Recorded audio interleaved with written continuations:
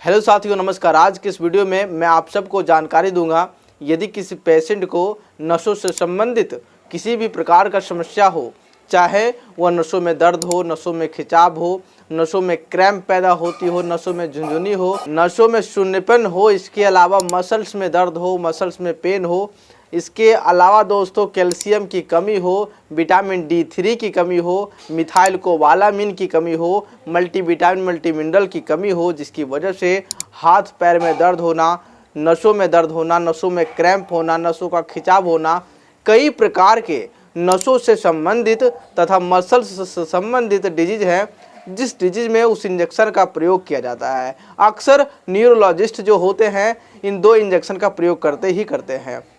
दोस्तों, आज के इस वीडियो में मैं आप सबको बताने जा रहा हूं दो पावरफुल इंजेक्शन के बारे में। पहला इंजेक्शन का नाम है दोस्तों ट्राइन्यूरोसोलेच इंजेक्शन, दूसरा इंजेक्शन का नाम है दोस्तों रिकालभिट IM इंजेक्शन। ये दो इंजेक्शन ऐसे इंजेक्शन हैं जो कि दो अलग अलग भाइल के फॉर्म में अवेलेबल होती है, लेकिन न्यूरोलॉजिस्ट जो डॉक्टर होते हैं, नसों से संबंधित जो डॉक्टर होते हैं, अगर किसी पेशेंट को नसों से संबंधित समस्या आती है तो ये दोनों इंजेक्शन को कंबाइंड रूप से देते हैं और ये दोनों इंजेक्शन कमर में लगाई जाती है।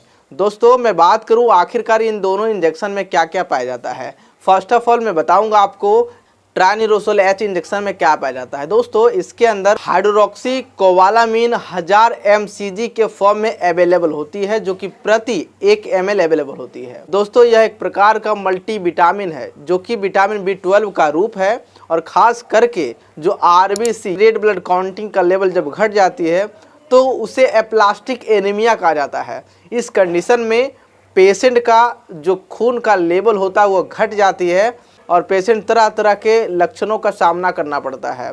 उसे खून की कमी हो जाती है, नसों से संबंधित समस्या होना स्टार्ट हो जाती है, मसल्स पेन होता है, नसों में दर्द होता है, नसों में खिंचाव होता है, ओवरऑल बॉडी वीक पड़ जाती है, आलसपन लगता है, किसी भी कामों को करने में मन नहीं लगता है। ये कई ऐसे कंडीशन हैं जो कि प्लास्टिक एनीमिया के कंडीशन है। इस कंडीशन को ट्रीट करने के लिए इसका प्रयोग किया जाता है। अब हम बात करते हैं दोस्तों आखिरकार रिकालभिट IM इंजेक्शन के अंदर क्या क्या पाए जाते हैं। दोस्तों, इसके अंदर 3 तरह के कंपोनेंट्स पाए जाते हैं। पहला कैल्शियम का होता है, दूसरा विटामिन B12 का होता है, तीसरा विटामिन D3 जिसे हम कॉलिक कैल्सिफ्रोल के नाम से भी जानते हैं। यह 3 प्रकार के कंपोनेंट्स इसके अंदर पाए जाते हैं, जो कि मसल्स तथा नर्व से रिलेटेड प्रॉब्लम में इसका इस्तेमाल ज़्यादातर किया जाता है।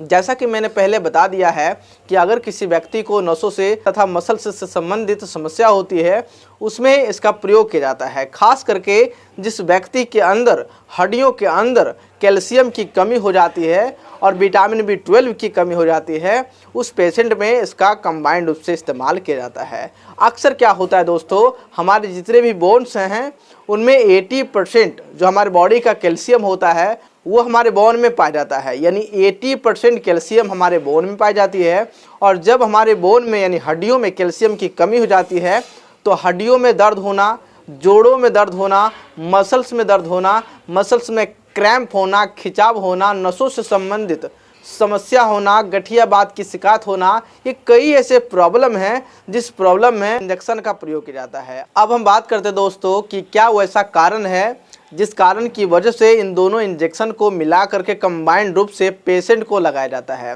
फर्स्ट ऑफ ऑल जो ट्राइन्यूरोसोलेच इंजेक्शन होती है उसमें हाइड्रोक्सी कोबालामिन कंपोनेंट्स पाए जाते हैं। दूसरी इंजेक्शन रिकालभिट जो IM इंजेक्शन होता है उसके अंदर कैल्शियम, और दूसरी विटामिन B12, तीसरी विटामिन D3 यानी कैल्शियम का एक रूप होता है कॉलिक कैल्सिफ्रोल, वो कंपोनेंट्स पाया जाता है। और जब किसी पेशेंट के अंदर न्यूरोलॉजिकल डिसऑर्डर हो, नसों से संबंधित समस्या हो, मसल से संबंधित समस्या हो, एप्लास्टिक एनीमिया की कंडीशन हो, नसों में दर्द होती हो, खिंचाव होती हो, मसल्स में पेन होती हो, इसके अलावा गठियाबात की शिकायत होती है, किसी व्यक्ति को कैल्शियम की कमी के कारण गठियाबात की भी शिकायत होती है, हड्डियों में कड़कड़ की आवाज़ आती है, और हमारे पूरे जो कैल्शियम का जो मात्रा होती है 80% हड्डियों की ज़रूरत होती है, यानी हमारे हड्डियों की आवश्यकता होती है। उस हड्डियों में कैल्शियम की कमी को पूर्ति करने के लिए इन दोनों इंजेक्शन को कंबाइंड रूप से पेशेंट को लगाते हैं और पेशेंट को हद तक आराम मिलती है। और न्यूरोलॉजिकल प्रॉब्लम में दोस्तों खास करके जो न्यूरोलॉजिस्ट डॉक्टर होते हैं या न्यूरोसर्जन जो होते हैं, इन दोनों इंजेक्शन का प्रयोग करते हैं। इन दोनों इंजेक्शन का जो डोज होता है पेशेंट में खास करके एक दिन छोड़ करके एक दिन ओनली फॉर कमर में लगाया जाता है। और इसके जो डोजेज होते हैं, रिकालविट IM जो इंजेक्शन होता है दोस्तों 15 ml का एक भाइल होता है। दूसरी चीज़ें ट्रानिरोसोल जो H इंजेक्शन होती है 5 ml का एक भाइल होता है।